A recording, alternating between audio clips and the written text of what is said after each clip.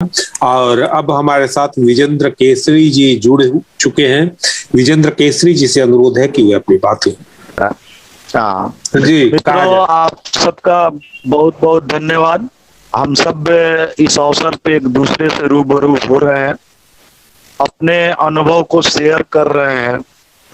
मैं विजेंद्र केसरी रोहतास जिला का रहने वाला हूं और मैं छात्र जीवन से ही शिक्षा के विभिन्न आंदोलनों से जुड़ा रहा, खास करके साक्षरता आंदोलन और छात्र आंदोलन से मैं लंबे समय तक जुड़ा रहा।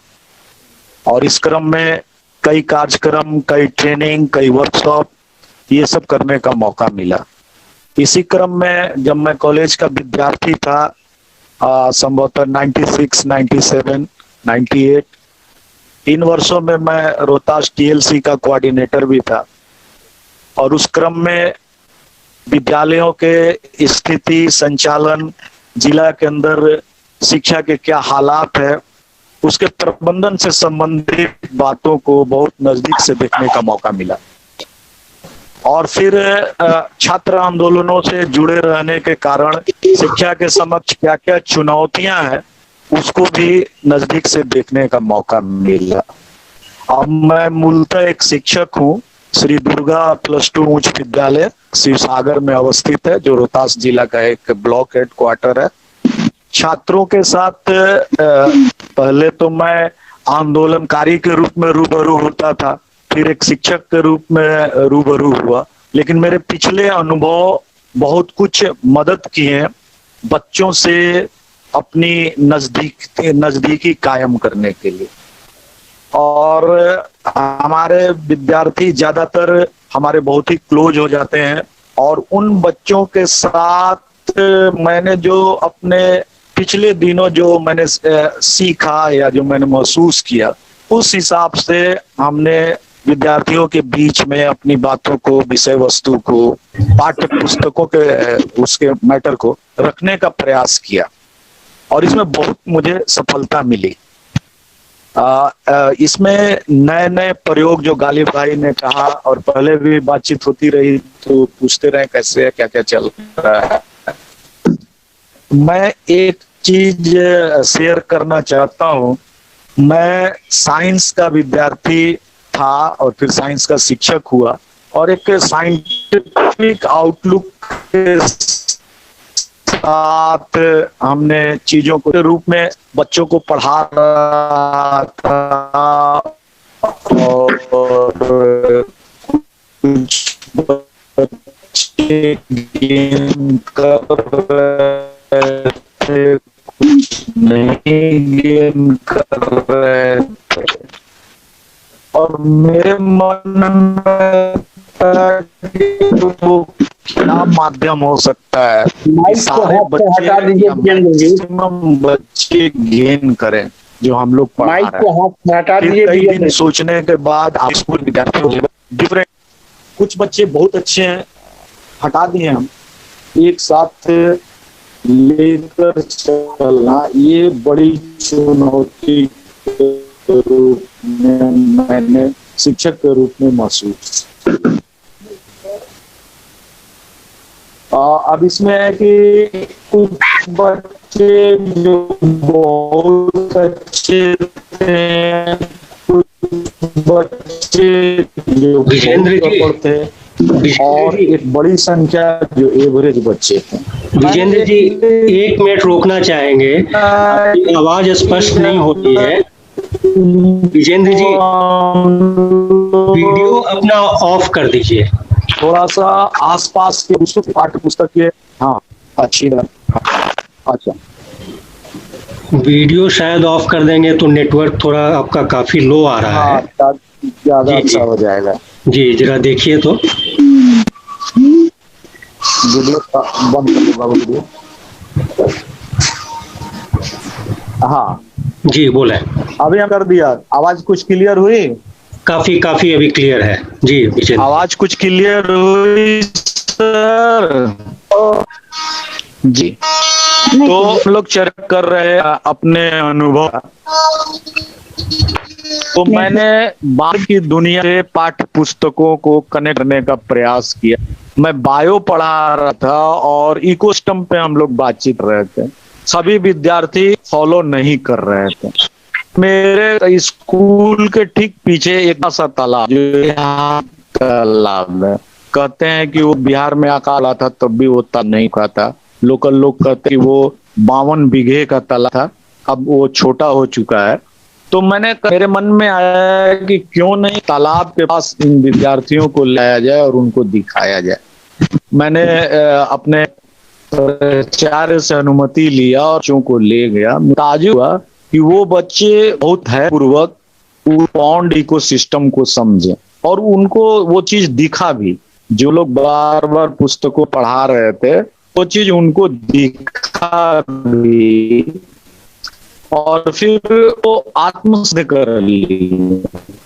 फिर वही बच्चे जब मैट्रिक की उसमें उन्होंने पास होने के बाद मुझे किया कि आप जो वहाँ एक दो याद है उसको फिर दोबारा याद करने का या रट्टा मार का जरूरत। तो मुझे लगा कि इस तरह से हम नए चीजों से नए प्रयोग करके या कुछ अपने सोच को दुनिया से जोड़कर, बाहर की दुनिया से जोड़कर हम ज्यादा कुछ अस्पष्ट कर सकते हैं।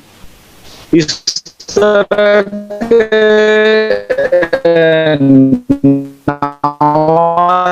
चार को लेकर हम लोग अगर शिक्षा में करें तो हम समझते हैं कि ज्यादा बेहतर होगा। और फिर जिस तरह के हालात हैं, कुछ शिक्षक हैं जो इन झंझाओं का मुकाबला के उन कार्यों में लगे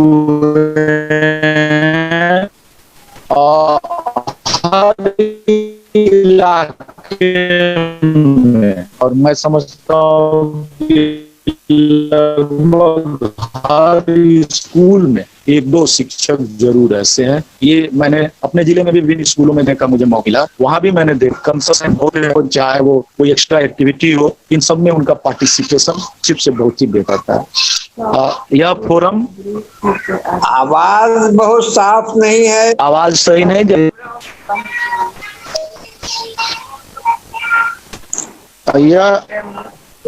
यह फोरम पर इन चुनौतियों पे भी विचार करें।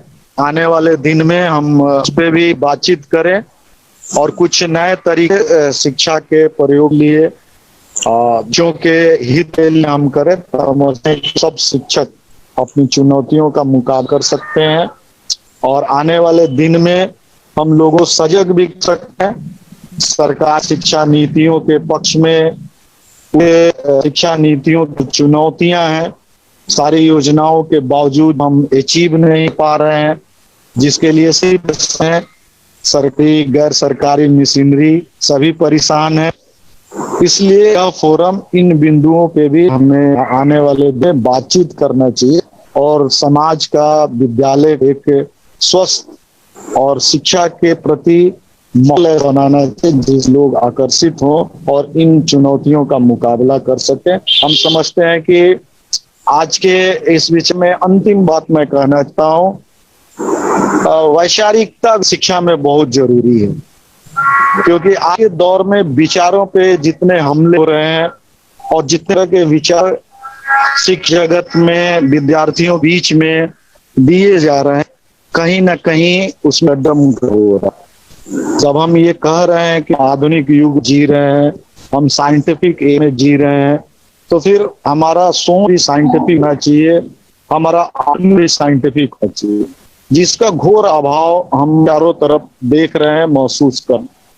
हमको इस फोरम में जरूर यह बात भी नहीं चाहिए कि आने वाले दिन में हम अपनी शिक्षा नीति का सही मार्गदर्शन, जिसको हम कि जनपक्षीय शिक्षा नीति, जिसमें एक ऐसी शिक्षा थी जिससे लोगों को वैज्ञानिक ज्ञान भी बढ़े लोकतांत्रिक रुझान बढ़े, धर्मनिरपेक्षता के प्रति भी रुझान बढ़े, और सबसे बड़ी कि वो रोजगार से जुड़ा हुआ हो। इस तरह एक ब्रॉड प्लेटफॉर्म पे, एक ब्रॉड सोच के साथ हम लोग को काम करना पड़ेगा, और इसके बारे में और भी हम लोग को चिंतन, वाद विवाद, आपस का अनुभव शेयर करना, इस तरह के कार्यक्रम हमें करने चाहिए। हम समझते हैं कि इससे आने वाले दिन में ये इस फोरम में इसके चर्चा के जो फलक है यह और भी विस्तृत होगा, और विस्तार पूर्वक हम इन बिंदुओं पे विचार कर सकें। धन्यवाद।